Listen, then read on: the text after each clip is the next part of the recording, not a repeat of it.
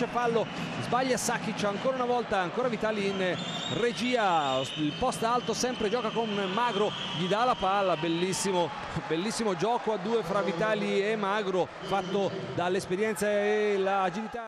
Cinciadini ruba un ottimo pallone, prova ad andarlo a concludere, non riesce a rimanere in campo, il pubblico si arrabbia per un presunto fallo. Vitali dall'altra parte indisturbato va a tirare da 2 punti, il segno degli arbitri. Purtroppo una bella ex Montegranaro ha lasciato il cuore qua a Montegranaro e anche molti amici, da quel che so, infatti da tutto il pubblico. Sì, ma ti dirò di più, quando lui ha deciso di andarsene da Montegranaro lui disse rimarrete sempre nei... E vediamo che cosa succede adesso a Luca Vitali. Il secondo libero mette il secondo Luca e Nicola Achele.